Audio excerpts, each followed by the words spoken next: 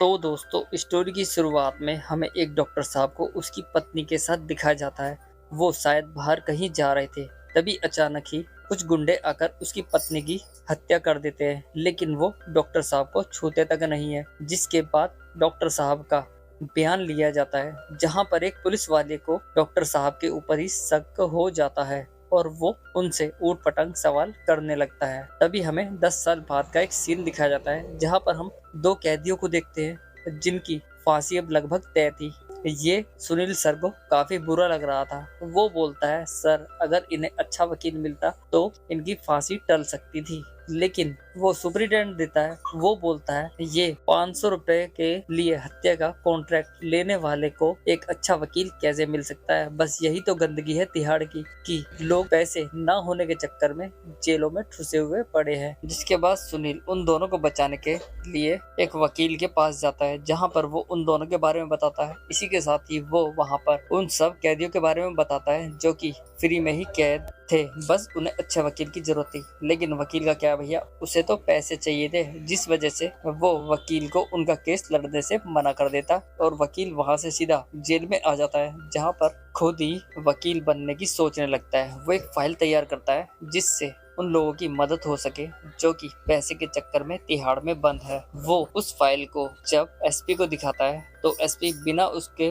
ऊपर बात किए ही निकल जाता है। इसके बाद सुनील आईजी के पास जाता है और अप्रूवल करने के लिए बोलता है। वो बोलता है, इसमें एक प्रपोजल भी है और बजट भी, जिससे वकील उन कैदियों की मदद कर सके। सर इसे 1 हफ्ते में अप्रूव कर दीजिए। तो आईजी बोलता है, क्योंकि कुछ समय बाद उन 2 कैदी उजागर और करतार की फांसी होने वाली थी। इसके बाद हमें जेल की भसड़ दिखाई जाती है, जहां पर सरदार जी फिर से उस बॉल को उठाने आता है जिसमें ड्रग्स का माल था। वो उस बॉल को जैसे ही उठाता है तभी हड्डी गैंग के उसे आदमी देख लेते हैं और उसके पीछे हाथ मुंह धोकर पड़ जाते हैं। वो उनसे बचने के लिए जेल की तरफ भागता है, लेकिन हड्डी के आदमी उसे जेल में पकड़कर खड़ा कर लेते हैं और वो उसके मिर्च लगाने ही वाले थे कि तभी सरदार गैंग का लीडर आकर उसे बचा लेता है। अब हड्डी और त्यागी गैंग समझ चुके थे कि ये सब उस सरदार ने ही किया है, लेकिन उन सरदार गैंग का लीडर इसमें बिल्कुल भी शामिल नहीं था। एक तरफ जेल में ऑडिट चल रही थी,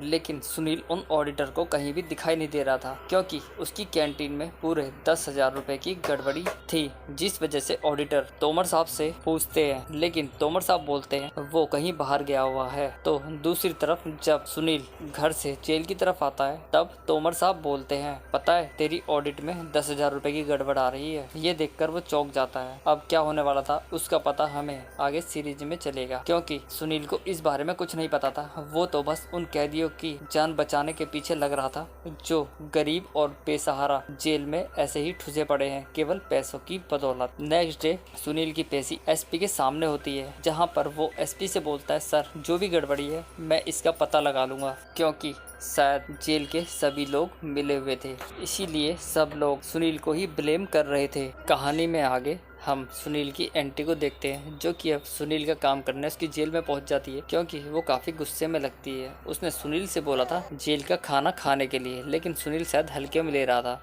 जिसके बाद सुनील उससे पूछता है, अच्छा आप ये बताइए आप जेल का खाना क्यों खाने चाहते हो। तब वो बोलती है, पंडित जी ने बताया है कुंडली में दोष है और जब तक जेल का खाना नहीं खाओगे वो दोष नहीं उतरेगा। जिसके बाद सुनील उसे खूब सारा खाना दे देता है। इसके बाद सुनील यहाँ से सीधा सोमराज की जेल में जाता है। वहीं जेल में जो गड़बड़ी थी शायद सुनील को अपनी जेब से देनी पड़ती है, इसलिए वो तोमर साहब से गड़बड़ी पता लगाने की बोलता है। तोमर गड़बड़ी तो पता नहीं लगाता, लेकिन वो बोलता है ऐसा करना, रोज रात में ना जेल में खाने पीने का सामान आता है, हम 1/3 हिस्सा उसका बेच देंगे, इससे हमारी जेब भी गर्म हो जाएगी और तुम्हारा हिसाब भी चुकता हो जाएगा। तो दूसरी तरफ जेल में दोनों कैदियों को फांसी देने की प्रोसेस शुरू की जाती है। उनके कफन सिले जाते हैं और उनका नाप भी लिया जाता है। अब यहाँ जाकर हमें पता चलता है ये कोई और नहीं बल्कि वही 2 कातिल थे जिन्होंने डॉक्टर की पत्नी का कत्ल किया था, जबकि ये सब डॉक्टर के कहने पर किया गया था, लेकिन डॉक्टर तो मौज उड़ा रहा था। अब आखिरकार वो दिन आता है